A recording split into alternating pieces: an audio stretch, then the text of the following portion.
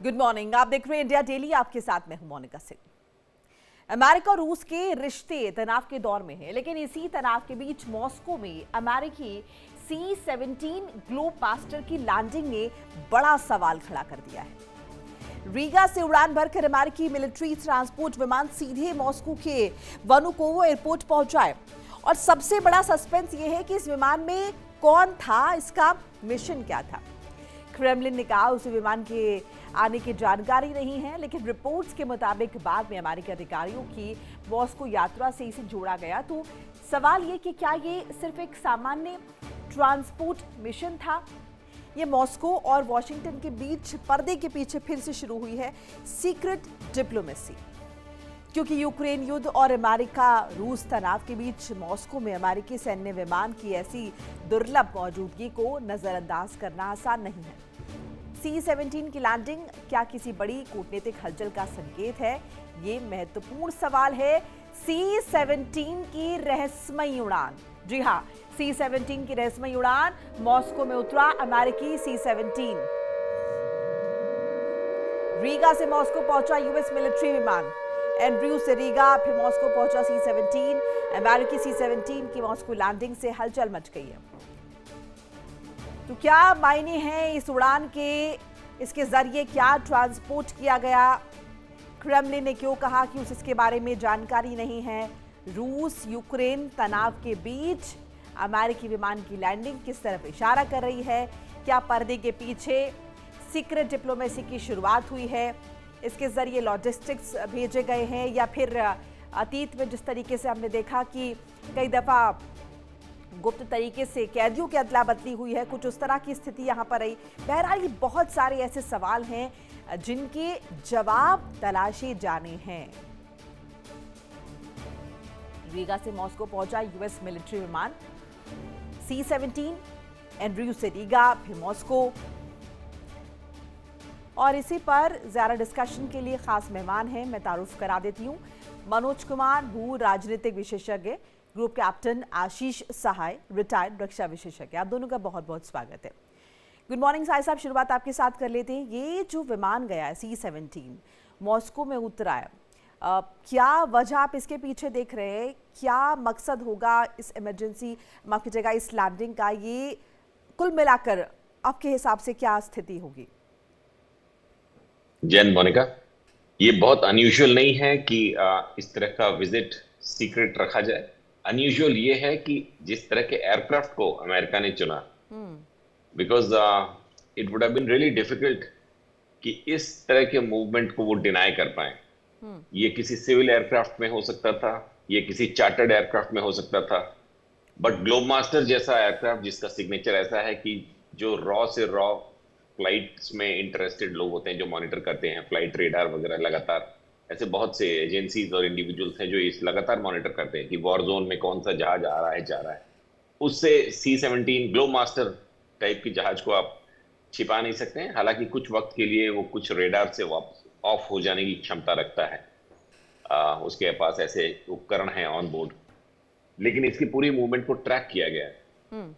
Surprising ये भी है कि एक बार जब इस तरह की मूवमेंट ट्रैक हो जाती है आजकल की दुनिया में, तो ये पुराने टाइप की सोच वाले जो ब्रीफिंग ऑफिशियल्स होते हैं या उनके पास जो इनपुट्स दी जाती हैं, इसको क्रेमलिन डिनाई करे, ऑफिशियली डिनाई करे कि we do not know any such movement, ये और इसको क्यूरियस बनाता है, इफ नॉट रेडिकुलस। और same with Pentagon and White House, उन्होंने काफी देर तक एक बड़ी स्टॉइक साइलेंस मेंटेन करी इस मूवमेंट के बारे में। तो ये तो regarding the physical movement. Now what is the agenda आपकी? साहिब साहब, एक बार ये C-17 के विषय में भी जरा बताइए। ये जो विमान है, ये स्पेसिफिकली इसे लेकर, राइट? या ये बोइंग का एक बड़ा ही फेमस विमान है, हमारे पास इंडियन एयरफोर्स में भी है। 4 इंजन एयरक्राफ्ट है, हेवी लोड कैरियर मानते हैं इसको, very heavy load carrier. Short distance runways पे उतर सकता है, uneven surfaces and unprepared runways पे भी उतर सकता है, ये इसकी खासियत है। और इसमें आम तौर पे जब कोई हैवी लोड ट्रांसफर करना होता है तो इस विमान का हम युद्ध क्षेत्र में या एक देश से दूसरे देश लंबी दूरी पे यूज करते हैं। सेंट एंड्रयूज बेस पे इसका पूरा जखीरा है, क्योंकि अमेरिकन प्रेसिडेंट का जो भी ग्लोबल मूवमेंट्स होता है जो सेंट एंड्रयूज से ही कोऑर्डिनेट होता है, वहां पे ये एयरक्राफ्ट को रखा जाता है। प्राइमरली इनिशियल जो एडवांस पार्टी जाती है यूनाइटेड स्टेट्स के प्रेसिडेंट को ले जाने के लिए, जिसमें उनकी बख्तरबंद गाड़ियां जाती हैं, वो इसी एयरक्राफ्ट में जाती है। इसलिए इसको लोड कैरिंग के लिए यूज किया जाता है, लेकिन इसमें प्रोविजंस हैं कि स्पेशल सीट्स लगाई जाए अगर कोई वीआईपी जाने वाला है। वो सारी व्यवस्थाएं इसके अंदर हैं। बट ये बहुत मेजर एयरक्राफ्ट है to carry 1 person from place A to place B. तो काफी सोच समझ के बाद इस तरह के वॉर जोन में यूएस अगर अपना एयरक्राफ्ट भेज रहा है और C-17 को भेज रहा है, जी।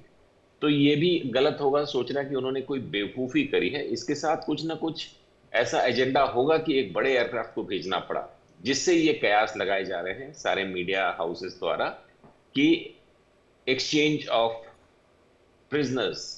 कुछ 4 या 5 और ऐसे लोग रशिया के पास अभी अमेरिका के हैं जिनको छुड़वाने की ट्रंप बहुत कोशिश कर रहे हैं बिफोर द मिड टर्म्स।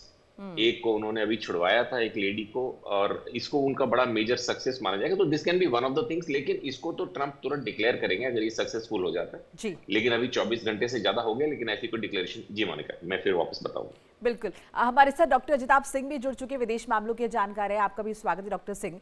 पहले मनोज जी के पास चले थे। मनोज जी, आपके हिसाब से ये विमान पहुंचा है रूस में और क्रेमलिन का इनकार करना, ये जाहिर है इसको, इस मैटर को और ज्यादा क्यूरियस बना देता है।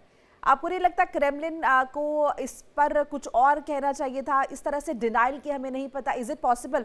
और वो भी ऐसी जगह जहां पर वीआईपी मूवमेंट्स होती हैं, वीवीआईपी मूवमेंट्स होती हैं। सही बात है। रशिया से परमिशन लेकर के भी वहाँ पे गए हैं, और जिस तरह से अभी वर्ल्ड का माहौल है और अमेरिका का जिस तरह से हम लोग देख रहे हैं कि ईरान में फंसा हुआ दिख रहा है, और वहीं रशिया जो है यूक्रेन में फंसा हुआ दिख रहा है, और दोनों अभी ऐसा सिचुएशन है कि दोनों जगह में से कहीं ऐसा अभी लग नहीं रहा है कि दोनों का युद्ध जो है खत्म होने वाला है। ये कंटिन्यूस प्रोसेस में ऐसा लग रहा है, ये चलते रहेगा। और जिस तरह से नवंबर में इलेक्शन है डोनाल्ड ट्रंप का, तो स्वाभाविक है कि उनका ये कोशिश रहेगा कि रशिया पे जो है दबाव बनाया जाए या उनसे बातचीत किया जाए कि किस तरह से जो है ईरान के साथ जो उनको ईरान को जो है पे जो है दबाव बनाया जाए, ताकि जो है कोई डील हो, और ऐसा डील हो जिसमें कम से कम दिखे कि अमेरिका को जो है एडवांटेज हुआ है। एटलीस्ट जिस तरह से बराक ओबामा ने इस तरह का डील किया था, तो स्वाभाविक है कि ऐसा लग रहा है कि दोनों कंट्री अमेरिका और रशिया कुछ एडवांटेज पोजीशन में लाने के लिए और एक नैरेटिव भी चेंज करने का भी एक कोशिश है, ताकि वर्ल्ड को ऐसा लगे, चाहे मार्केट को भी ऐसा लगे कि दो विश्व के बड़े शक्तिशाली देश जो है आपस में बात कर रहे हैं, और कुछ आने वाले समय में कुछ एक पॉजिटिव डेवलपमेंट हम देख सकते हैं, चाहे यूक्रेन के मामले में हो, चाहे ईरान के मामले में हो। ऑलरेडी हम लोग जान ही रहे हैं कि ईरान के साथ बैक चैनल में टॉक हो ही रहा है। ईरान के राष्ट्रपति और स्पीकर ने भी इस बात को माना है कि जो है अमेरिका के साथ जो है बैक चैनल में बातचीत हो रही है। वहीं पाकिस्तान के फील्ड मास्टर के अधिकारी भी जो है वहाँ पे गए हैं, ईरान पे गए हैं। तो स्वाभाविक है कि एक बैक चैनल के थ्रू जो है कुछ कंक्लूजन, कुछ एक एडवांटेज जो है वार्ता में हो, इसको लेकर के जो है बातचीत होगी। और ऐसा लग रहा है कि एक पॉजिटिव शुरुआत है। अगर इस तरह का अमेरिका और रशिया के बीच अगर बातचीत होती है, तो स्वाभाविक है कि जो नाटो कंट्रीज है, यूरोपियन कंट्रीज को भी ऐसा लगेगा कि अमेरिका जो है ये यूक्रेन युद्ध को किसी न किसी रूप में स्टॉप करना चाह रहा है, या कुछ कंक्लूजन स्टेज पे लाना चाह रहा है। यूरोपियन कंट्रीज की तो नींद उड़ी हुई है इस हलचल के बाद। और डॉक्टर सिंह, क्रेमलिन इनकार करने की जगह कुछ और यहाँ पर नहीं रख सकता था बात? क्रेमलिन का इनकार करना, उसे क्या लगता है कि क्या मैसेज कन्वे हो जाएगा अगर अमेरिकी विमान वहां पर पहुंचा है? तो क्या ये लगने लगेगा कि रूस जो है ईरान वाले मैटर पर डिस्कशन करने वाला है, या फिर यूक्रेन युद्ध? क्या मैसेज ऐसा चला जाएगा जिसकी वजह से क्रेमलिन ने जो है ना कहना जो है ज्यादा बेटर ऑप्शन चूज किया?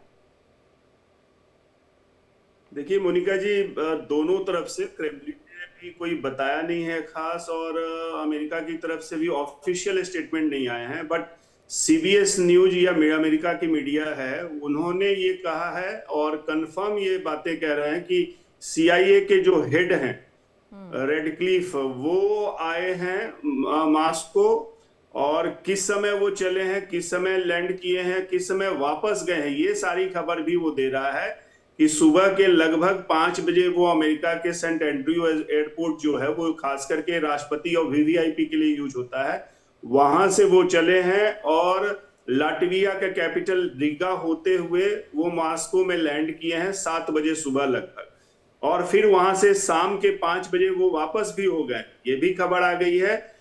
और एजेंडा वैसे अभी तक डिस्क्लोज्ड नहीं है, लेकिन खबर ये ही जा रही है कि या तो प्रिजनर एक्सचेंज हुआ है या कोई डिप्लोमेटिक ऐसा मिशन था, बातचीत की कोई संभावना थी, ये दोनों ही ज्यादा स्पेकुलेशन है। और ऐसा इसलिए भी ज्यादा संभावना प्रिजनर एक्सचेंज की लगती है कि सीआईए के चीफ इससे पहले भी आ चुके हैं, पिछले साल अप्रैल में प्रिजनर एक्सचेंज के लिए वो खुद आए थे, वो खुद इसमें डायरेक्टली इन्वॉल्व थे मॉस्को से निगोशिएशन में, तो ऐसी संभावना ज्यादा है क्योंकि पहले भी वो ऐसा कर चुके हैं और 2024 में भी प्रिजनर एक्सचेंज दोनों देशों के बीच हुआ है। तो ऐसा इतिहास भी रहा है एक्सचेंज का।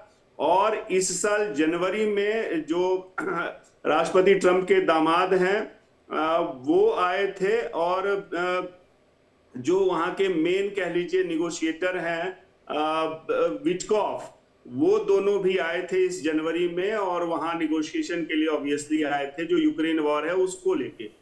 तो वो तो आए थे, तो वो नॉन विजिट था, और अमेरिका की तरफ से इस साल का एकमात्र ऑफिशियल विजिट वो था। तो दोनों संभावना यहाँ बनती है क्योंकि मॉस्को बातचीत के लिए तो तैयार है, लेकिन उसके प्रपोजल क्या कंक्रीट होंगे इस पे अभी भी कोई ऐसी बातें नहीं खुल के आई हैं कि क्या वो होगा। तो मोस्टली यहाँ यही लग रहा है कि सीआईए के चीफ आए और प्रिजनर एक्सचेंज का मामला है, और जैसा सहाय सर ने कहा, मुझे उसकी संभावना ज्यादा लगती है कि इलेक्शन से पहले राष्ट्रपति ट्रंप को कोई ना कोई विक्ट्री, भले ही वो सिंबॉलिक हो, उसकी दरकार है, चाहे वो यूक्रेन रूस से आए या वो ईरान से आए, और उसी प्रयास का एक नतीजा मुझे दिख रहा है। इन सब के बीच एक अपडेट जरा दर्शकों को बताते चले। यूक्रेन में जोरदार धमाका हुआ है, रूसी हमले के बाद गोला बारूद में ब्लास्ट हुआ है, आग लगी है, आग के बाद जबरदस्त विस्फोट हुआ है। निप्रोपेट्रोव्स्क ओब्लास्ट में ये हड़कंप मचा है, जिस तरीके से यहाँ पर जोरदार धमाका हुआ है, रूसी हमले के बाद गोला बारूद में ब्लास्ट, आग के बाद जबरदस्त विस्फोट। तो यूक्रेन में लगातार अटैक्स भी चल रहे हैं। साई साहब, बैकड्रॉप में हम देख रहे हैं लगातार ये अटैक्स भी जारी हैं।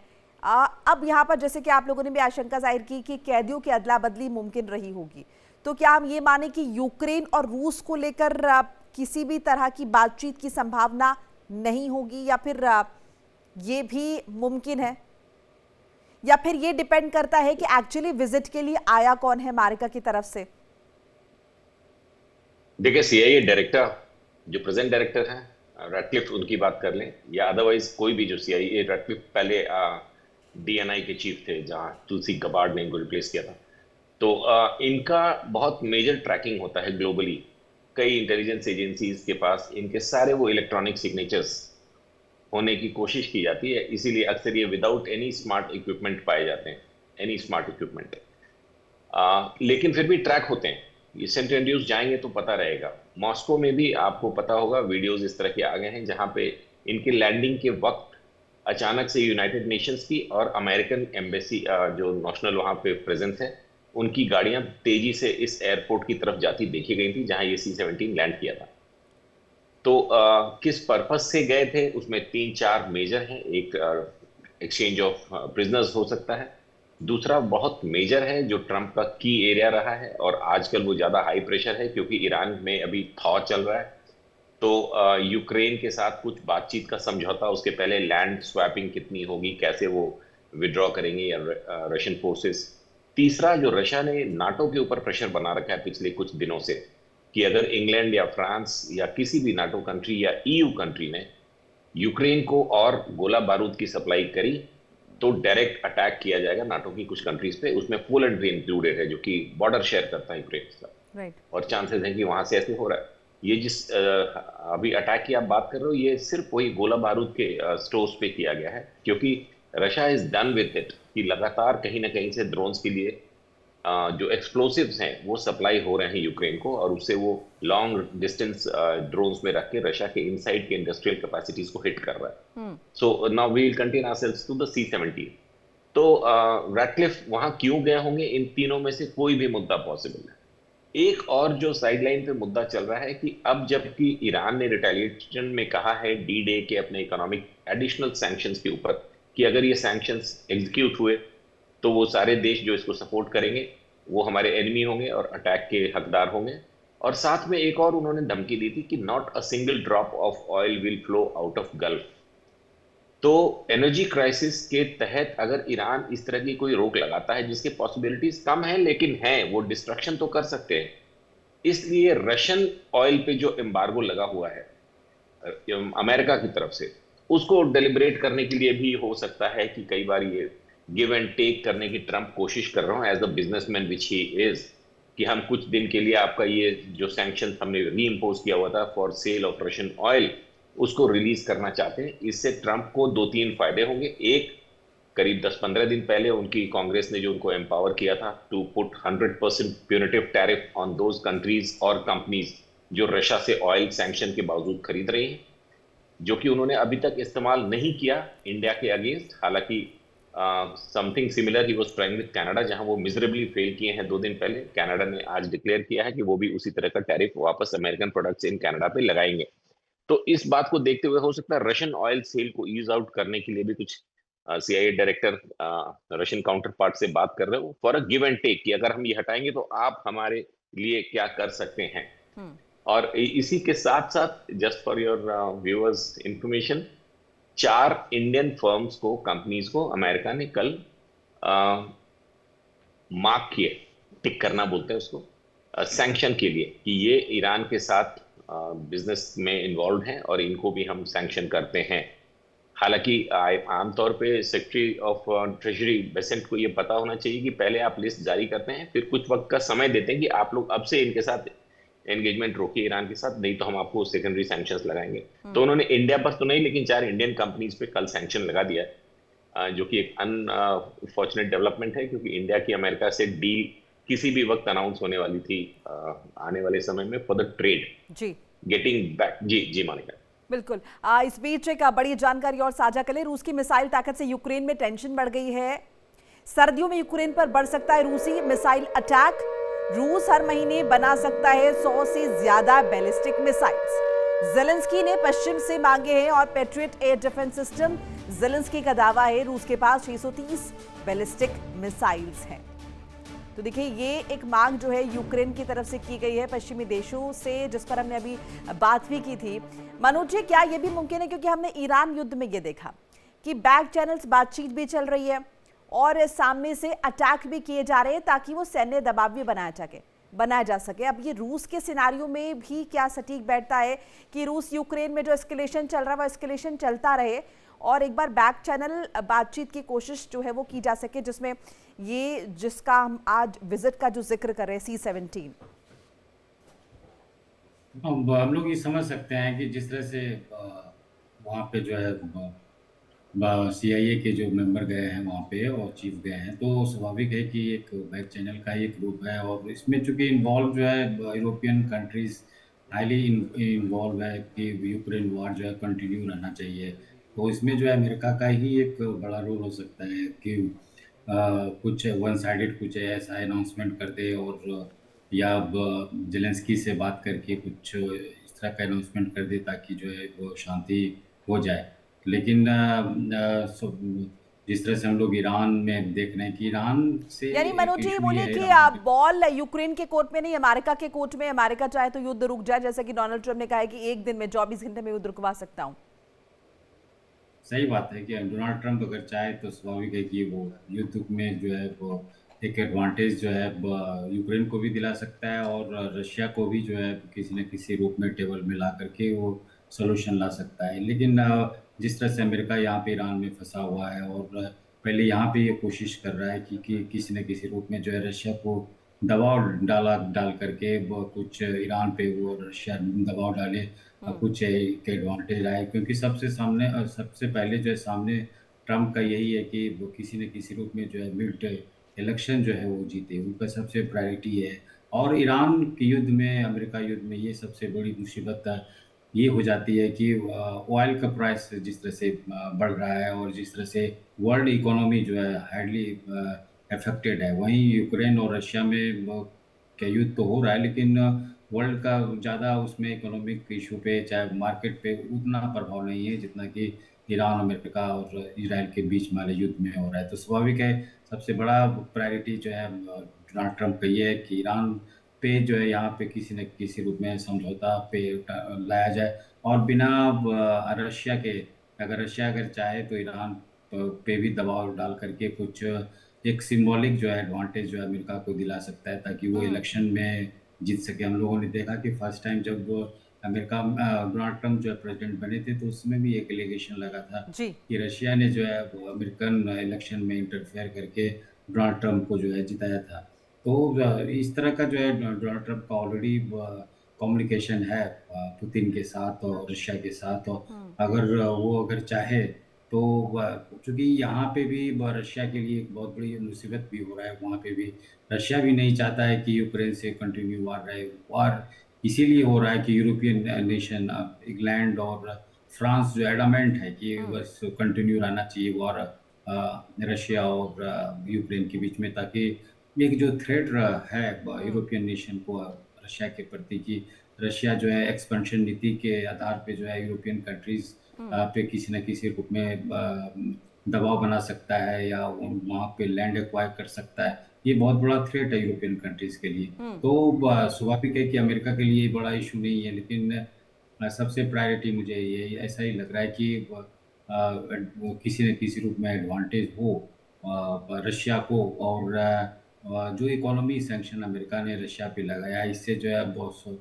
आर्थिक कंडीशन जो है रशिया का खराब हो रहा है। जिस तरह से देख रहे हैं कि ऑयल पे जो है प्रतिबंध लगा दिया गया है, और इकोनॉमी मामले में जो है जिस तरह से एक्सपेंशन चाइना का हो रहा है उस तरह से रशिया का नहीं हो पा रहा है। अगर सैंक्शंस हटाया जाए यूरोपियन कंट्रीज द्वारा, अमेरिकन द्वारा, तो एक सेकंड पावर के या थर्ड पावर के रूप में रशिया जो है उभर सकता है। तो जिस तरह से अप्रोच रहा है यूरोपियन कंट्रीज का चाहे अमेरिका का कि किसी न किसी रूप में इकोनॉमिकली जो है रशिया को कमजोर बना के रखे, ताकि क्योंकि डिफेंस मामले में one of the big power है रशिया, इसका तुलना नहीं किया जा सकता है, सिर्फ अमेरिका से ही किया जा सकता है। तो यूरोपियन कंट्रीज का एक ऑलवेज थ्रेट रहता है रशिया के प्रति कि इस हिसाब से अमेरिका चाहता है कि ये युद्ध समाप्त हो, लेकिन यूरोपियन कंट्रीज नहीं चाहते हैं। बहरहाल सर्दियों में रूसी हमलों का डर है, डिफेंस मजबूत करने में जुटा यूक्रेन को 360 पैट्रियट मिसाइल्स की जरूरत है। जेलेंस्की ने सर्दियों के लिए मांगी है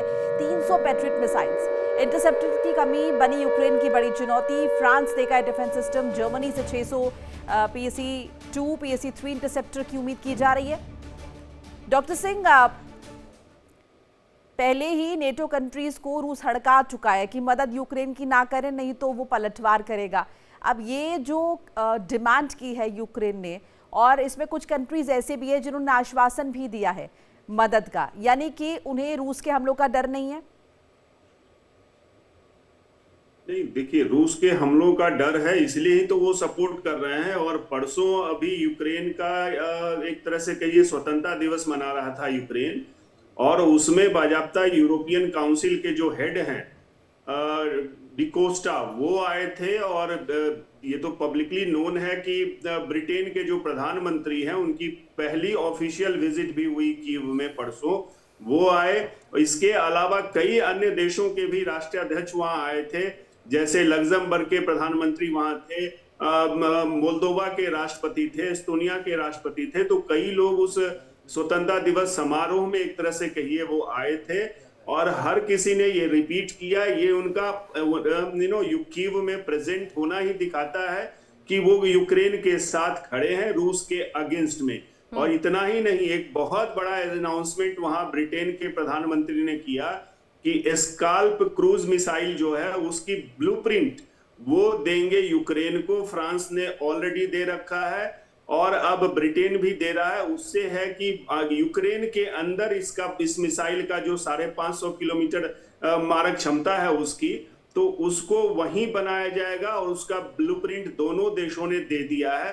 तो ये दिखाता है कि यूरोप के देशों को रूस का भय है और इसलिए ये नेटो के जो कंट्रीज हैं वो सपोर्ट करने के लिए तैयार हैं और अब तो खुल्लम खुल्ला वो सपोर्ट कर रहे हैं। एक तरफ अमेरिका उनको पैट्रियोट मिसाइल की देने की बात तो करता है लेकिन अभी तक दिया नहीं है, दूसरी तरफ नेटो अमेरिका की इंटेंशन कपिल सिंह यहाँ पर क्या नजर आती है? अमेरिका की इंटेंशन है यूक्रेन युद्ध रुके या फिर अमेरिका की इंटेंशन है कि ये एस्केलेशन और बढ़े? देखिए, अमेरिका रुकने उकने का मुझे तो नहीं दिख रहा, क्योंकि अभी सबसे ज्यादा यूक्रेन को जो वॉर फंडिंग दे रहा है वो अमेरिका दे रहा है। लगभग 130 बिलियन डॉलर से ज्यादा की रसद अमेरिका ने दी है, चाहे वो हथियारों के रूप में हो, मिलिट्री असिस्टेंस के रूप में हो। सबसे ज्यादा अमेरिका दे रहा है और नंबर 2 पे जर्मनी है, यूरोपियन यूनियन है। इसके अलावा जो छोटे बड़े कंट्रीज हैं जैसे डेनमार्क है, पोलैंड है, ये सारे, जर्मनी ऑफ कोर्स तो कर ही रहा, फ्रांस है, ब्रिटेन 18 अरब डॉलर का फंडिंग सपोर्ट दे रहा है यूक्रेन को। तो ये सारे देश यूक्रेन को बहुत बड़ी मात्रा में सपोर्ट दे रहे हैं, तभी वो रशिया जैसी कह लीजिए वैश्विक जो सैन्य क्षमता वाला देश है उसके सामने वो खड़ा है। नहीं तो यूक्रेन तो कब का सरेंडर कर गया होता। मुझे नहीं लगता कि राष्ट्रपति ट्रंप चाहते भी हैं कि युद्ध रुके। उनका सिर्फ और सिर्फ ये है कि इन सबको फंसा के एक तरफ रूस को उधर कह लीजिए उलझा के और इस तरह की बड़ी बड़ी बातें करना, और अल्टीमेटली उनका मागा जो है और अमेरिका फर्स्ट वो है, उसके लिए वो पैसे कमाना उनका सबसे बड़ा जो कहते हैं ना व्यापारिक हैं वो, और ट्रांजैक्शनल डील के लिए वो डील की बात करते हैं। लेकिन सर एक चुनौती ये भी तो हो जाएगी ना, अभी इलेक्शंस भी होने, और चुनौती ये भी कि आपने ये दुनिया भर के युद्ध जो ये शुरू कर दिए हैं, ये यूक्रेन और मॉस्को युद्ध आप रुकवा नहीं पाया और एस्केलेट हो गया है, फिर आपने एक नए युद्ध को जन्म दे दिया है। बहरहाल मैं आप लोग के पास लौट रही हूँ। रूस में ईंधन संकट, सितंबर तक बढ़ सकता है रूस का डीजल निर्यात बैन। डीजल एक्सपोर्ट पर फिर रोक की तैयारी हो रही है।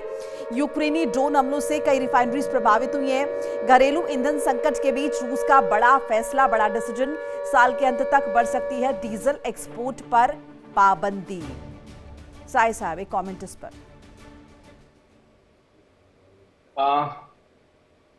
इसके बारे में मैं कमेंट 1-2 दिन के बाद करूंगा, क्योंकि मुझे लगता है कि किन्हीं कारणों से इंटरनेशनल एनर्जी को बैलेंस आउट करने के लिए अगर ईरान आज कुछ रिटेलिएशन करता है अपने डी-डे इकोनॉमिक सैंक्शंस के खिलाफ, तो अमेरिका को रशियन ऑयल पे लगाया गया सैंक्शन कुछ वक्त के लिए खोलना पड़ेगा। तो ये कयास क्यों लगाए जा रहे हैं कि ऑलरेडी सितंबर तक इसके कुछ प्रेशर ग्रुप्स होते हैं, ग्लोबल काफ़ी अमेरिका में ही है, काफ़ी यूरोप में है, जो इस तरह की न्यूज़ रिलीज करते हैं ताकि गवर्नमेंट्स पे प्रेशर पड़े। अदरवाइज यूएस की गवर्नमेंट ने अभी इस पे एक, मैंने बोला, स्ट्राइक साइलेंस रखा हुआ है कि इसके बारे में वो आगे क्या कर रहे हैं। एक दिन पहले रशिया का सबसे बड़ा oil purchaser, one of the biggest oil purchaser, China and India के फॉरेन मिनिस्टर 24 घंटे पहले before the CIA director Moscow में पुतिन से मिले थे। तो वो सिर्फ हेलो हाय करने तो नहीं गए थे, सिर्फ ब्रिक्स की बातें करने तो नहीं गए थे फोर्थ कमिंग, सिर्फ इनविटेशन टू पुतिन देने नहीं गए थे। और बहुत मेजर एनर्जी कोलिशन हैं हमारे रशिया के साथ, और हम यूएस टैरिफ के खतरे के बावजूद बहुत हेवी रशियन ऑयल परचेज कर रहे हैं, उनको रिफाइन करके वापस रशिया को बेच रहे हैं। और उसके 24 घंटे के बाद CIA डायरेक्टर वहां पे है कुछ बातें करने के लिए जो अभी हमें नहीं पता है। तो इसको देखते हुए अभी ये बैन लगने एक्सटेंड होने वाला है, इसके बारे में थोड़ा प्रीमेच्योर होगा कमेंट मेरा करना, क्योंकि I will have to read it a little more and wait for the Iranian response to the D-Day sanctions. और तीसरा ये जी मानते हैं राइट। इस पर फिर से डिस्कशन एक बार फिर से रिज्यूम करेंगे और देखेंगे कि अपडेट्स क्या निकल कर आता है। आज ये जो विजिट हुई है एकाएक का ईरान को घेरने की अमेरिकी कोशिशों के बीच अब चीन ने वॉशिंगटन को खुली चेतावनी दे दी है। सवाल है कि ईरान पर दबाव बढ़ाते बढ़ाते अमेरिका और चीन सीधे टकराने की मूड में है। दूसरी तरफ ईरान पड़ोसी देशों के साथ कूटनीतिक मोर्चा मजबूत करने में जुटा हुआ है। पाकिस्तान और ओमान के साथ क्षेत्रीय समाधान पर बातचीत और होर्मुज के भविष्य के प्रबंधन को लेकर चर्चा ने इस पूरे संकट को और ज्यादा महत्वपूर्ण बना दिया। वहीं ईरान के तेल कारोबार पर अमेरिका का बड़ा वार हुआ है। भारतीय कंपनी और 2 भारतीय नागरिकों पर अमेरिकी प्रतिबंध के बाद अब इसका इम्पैक्ट भारत अमेरिकी रिश्तों पर भी देखने को मिल सकता है। जंग के बीच ईरान के ऊर्जा मंत्री अब्बास अलीबादी का दावा है कि तमाम हथियारों के बावजूद ईरान के सभी पावर प्लांट्स को निशाना बनाना संभव नहीं होगा। उनका कहना है कि लड़ाई के दौरान भी ईरान का एक भी पावर प्रोजेक्ट नहीं रुका। उधर होर्मुज संकट के बीच ओमान की खाड़ी में तेल ट्रांसफर का बड़ा ऑपरेशन सामने आया है। इन सब के बीच अमेरिका चीन में फिर से टकराव बढ़ सकता है। अमेरिका चीन में फिर से टकराव बढ़ सकता है। खबर आ रही है ईरान पर अमेरिका की पाबंदी, अमेरिका को चीन की खुली धमकी, चीनी कंपनीज पर कार्रवाई हुई तो जवाब बीजिंग देगा। ईरान से कारोबार रोकने के अमेरिकी दबाव का चीन ने विरोध किया है। डॉक्टर सिंह, इसी का तो जिक्र हम कर रहे थे कि ये जो नए प्रतिबंधों की बात अमेरिका द्वारा की जा रही है उन मुल्कों पर जो ईरान से कारोबार कर रहे हैं या फिर करेंगे, ऐसे में अमेरिका कहीं ना कहीं नए दुश्मन खड़े कर लेगा। इसी कड़ी में चीन ने विरोध कर दिया है। बिल्कुल सही है आपका आकलन। ये अमेरिका हर किसी से एक तरह से दुश्मनी ले रहा है, चाहे वो उसके दोस्त हो, वो भी आज उसके गाहे बेगाहे जाने अनजाने परोक्ष या अपरोक्ष रूप से अमेरिका के दुश्मन बने, क्योंकि अमेरिका ने सिर्फ ऊर्जा संकट को ही नहीं वैश्विक रूप दिया है, आर्थिक महामारी इससे भी बढ़ी है और ये यूरोप के देश भी इससे झुल रहे हैं। एक तरफ तो देखिए हॉर्मुज बंद है, जहां से दुनिया का 20% से ज्यादा तेल गैस का निर्यात होता है, आवाजाही होती है। दूसरी तरफ उसका असर अब बाब अल मंदेब में भी दिख रहा है और यूरोप के देशों का उधर से जो सप्लाई चेन है वो टूटा है। और ये सिर्फ तेल और गैस का नहीं है मोनिका जी, व्यापार के हैं, सामान के हैं। ये बहुत बड़ा एक जो उलझन दुनिया को राष्ट्रपति ट्रंप ने दी है, उससे कोई भी खुश तो है नहीं, क्योंकि आपने कहा 40 दिन में कर देंगे, 4 दिन में कर देंगे, पता नहीं वेनेजुएला का ख्वाब इन्होंने देख लिया और हो उसके उलट रहे हैं कि 6 महीने हो गए, राष्ट्रपति ट्रंप के पास कोई सॉल्यूशन नहीं है। खुद वो अपने जकड़ चुके हैं ऐसे कि उनको चुनाव भारी पड़ रहा है।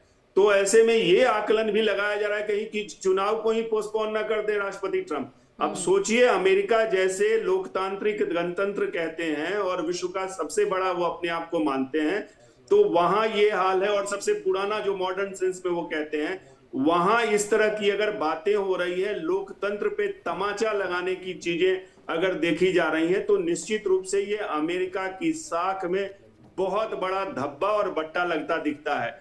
चीन निश्चित रूप से इसका काउंटर करेगा। चीन के विदेश मंत्रालय ने तो ऑफिशियली अनाउंस किया है कि ये एक तरफा गैर कानूनी कार्रवाई होगी अमेरिका की तरफ से, इस तरह के प्रतिबंध लगाना।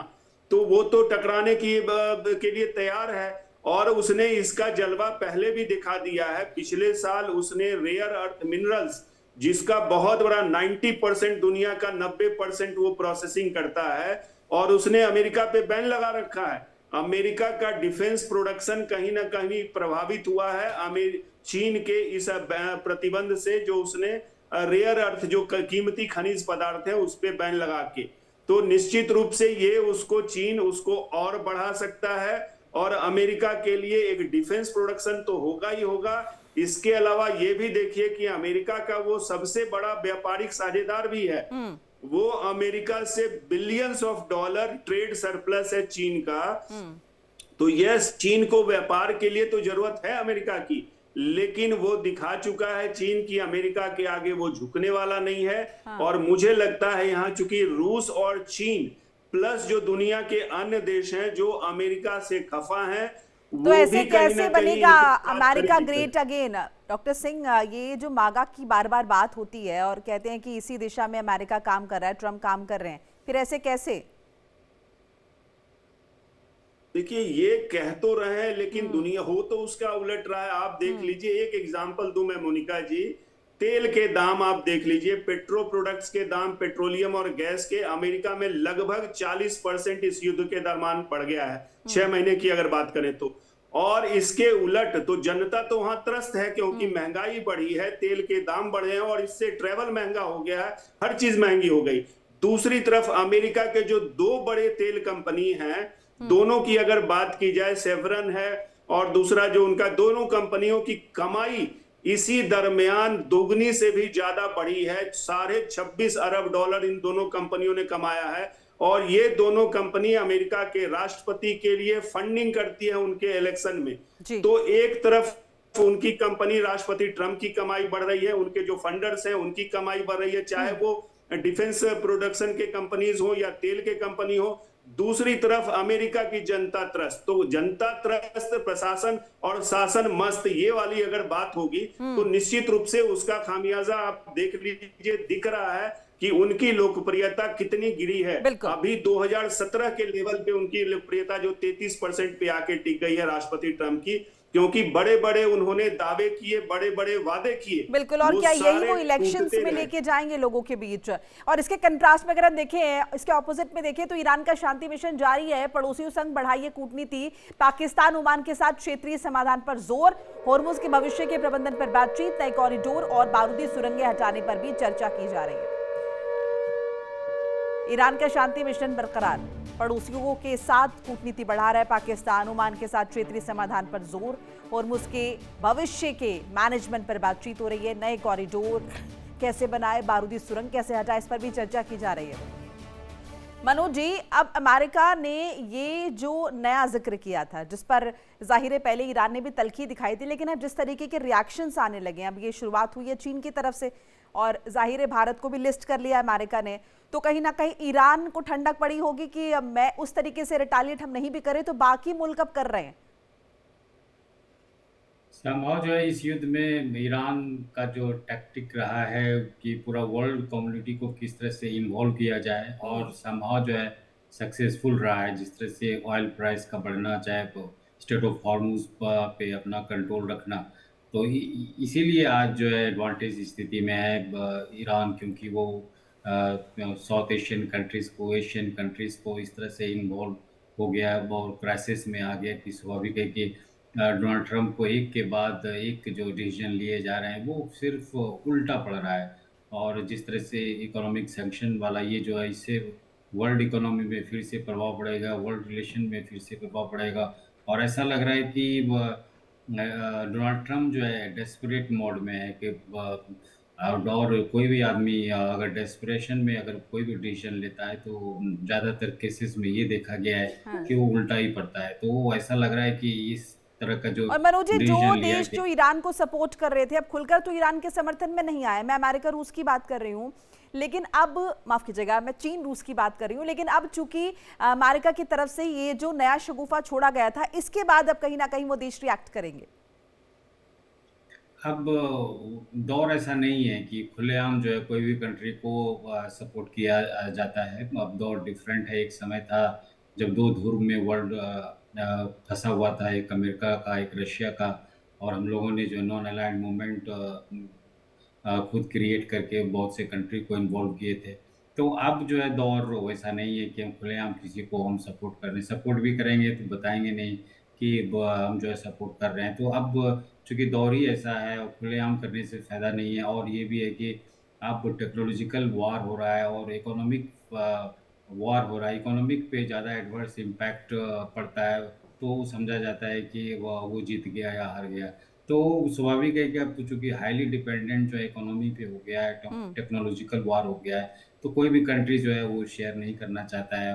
और जिस तरह से खुलेआम जो है, हालांकि बीच बीच में हम लोगों ने सुना है कि वो रशियन के जो लीडर हैं वो बीच बीच में बोलते रहते हैं कि ईरान को जो है कोई भी दिक्कत होगा तो हम उनके साथ रहेंगे, जितने भी सपोर्ट होगा टेक्नोलॉजी रिलेटेड उसको जो है अपडेट करेंगे, देते रहेंगे। वहीं चाइना की साइड से भी तो चूंकि वार का जो है ट्रेंड चेंज हो रहा है, तो उसी ख्याल में हम लोग देख सकते हैं कि चाइना ईरान जो है अभी एडवांटेज पोजीशन में है, लेकिन ईरान के साथ कोई कंट्री नहीं है। खुल के कोई भी कंट्री प्रेजेंट में ये नहीं बोल रहा है कि मैं ईरान के साथ हूँ, लेकिन ईरान के साथ ट्रेड चल रहा है। तो ईरान के साथ इंडिया का भी देख लीजिए कि किसी न किसी रूप में उनके साथ सहानुभूति जरूर है। भले हम लोग खुलेआम सपोर्ट नहीं कर रहे हैं, भले हम लोग अमेरिका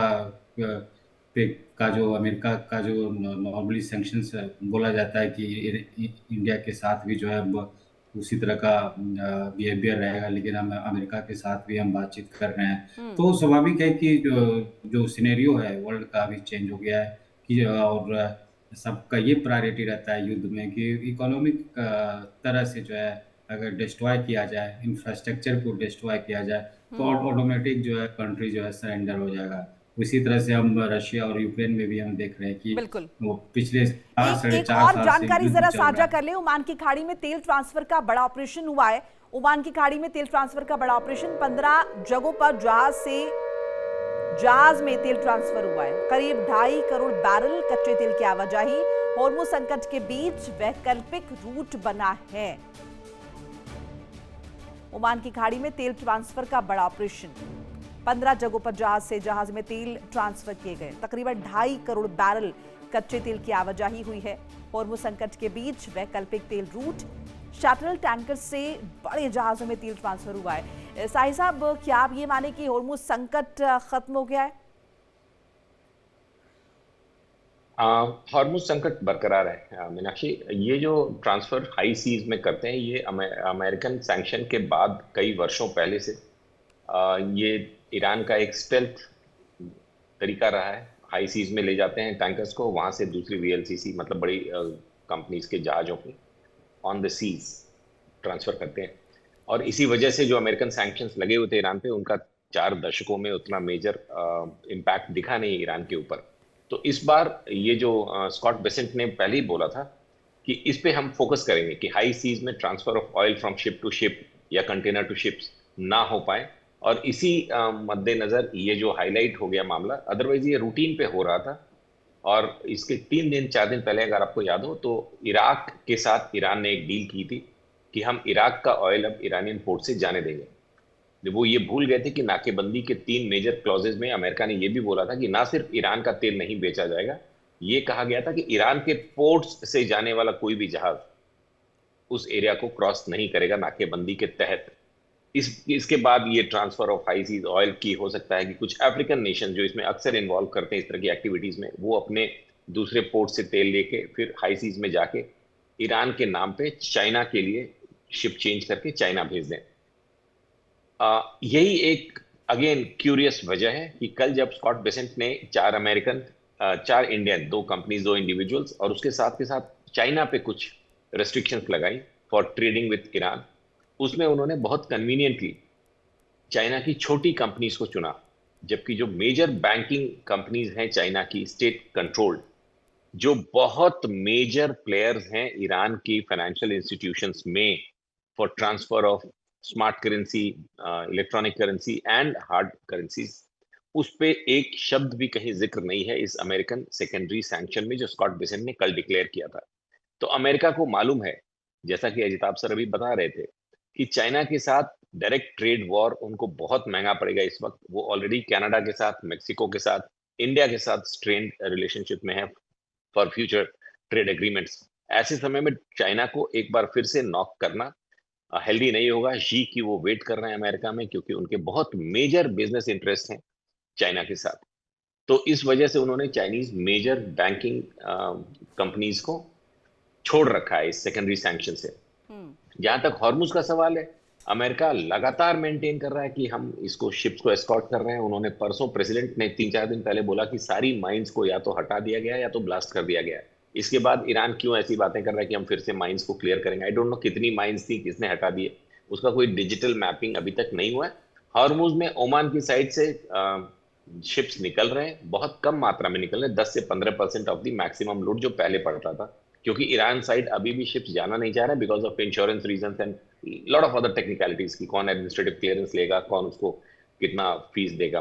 तो हॉर्मुज अभी पूरा खुला नहीं है मोनिका लेकिन द फैक्ट कि डोमेन एक्सपर्ट्स ने आपके चैनल पे, दुनिया भर के चैनल्स पे जो एक ये बताया था कि हॉर्मुज बंद होने से क्रूड की कीमत यूनाइटेड स्टेट्स डॉलर्स में, यूएसडीज में 150 to 200 यूएस डॉलर्स पहुंच सकती है। और हमने ये देखा है कि 2008-9 में 130-140 यूएस डॉलर्स पर बैरल पहुंच गया था। वो इस सारे युद्ध के दरमियान 120-122 तक तो गया, लेकिन प्रेजेंटली 100 यूएस डॉलर्स के नीचे है। इसका मतलब कि कहीं ना कहीं एनर्जी सप्लाई ईज आउट हुई है, कोई बैकडोर स्मगलिंग चल रही है। And of course Russia and Venezuela दोनों, Russia despite the ban and Venezuela under US umbrella massive oil export कर रहे हैं, और एनर्जी सप्लाई उतनी क्रिटिकल नहीं हुई जितना डोमेन एक्सपर्ट्स पूरी दुनिया को डरा रहे थे। जी मोनिका। राइट, देखना होगा आने वाले दिनों में क्या स्थितियां बनती है। फिलहाल शुक्रिया आप सभी का हमारे साथ जुड़ने के लिए, अपनी कीमती राय साझा करने के लिए। तो अभी कुल मिलाकर स्ट्रेट ऑफ हॉर्मूज पर यथास्थिति बरकरार है, लेकिन जिस तरीके से कहा जा रहा है कि वो ऊर्जा संकट जो बहुत बड़े पैमाने पर उत्पन्न हुआ था, जिसको लेकर कयास लगाए जा रहे थे कि अगर आने वाले दिनों में स्ट्रेट ऑफ हॉर्मूज नहीं खुलता है तो ये संकट और गंभीर हो जाएगा। फिलहाल वो स्थिति उतनी गंभीर नहीं है। अब इसके पीछे कई वजह हो सकती हैं। हालांकि देखना होगा ईरान और अमेरिका के बीच युद्ध कब समाप्त होता है, और वो जो कहीं ना कहीं प्रतिबंध लगाने की बात अमेरिका कर रहा है ईरान के साथ कारोबार करने वाले देशों पर, उसे लेकर चीन ने तो प्रतिक्रिया दे दी है। बाकी कंट्रीज किस तरह से रिएक्शन देते हैं ये भी देखना इंटरेस्टिंग रहने वाला है। एक छोटा सा ब्रेक, खबरें लगातार जारी। देखिए इंडिया डेली 24/7 अब आपकी स्मार्ट टीवी पर। इंडिया डेली मौजूद है सभी डिजिटल प्लेटफॉर्म पर लाइव और लगातार। इंडिया डेली 24/7 हर दिन राष्ट्र को समर्पित।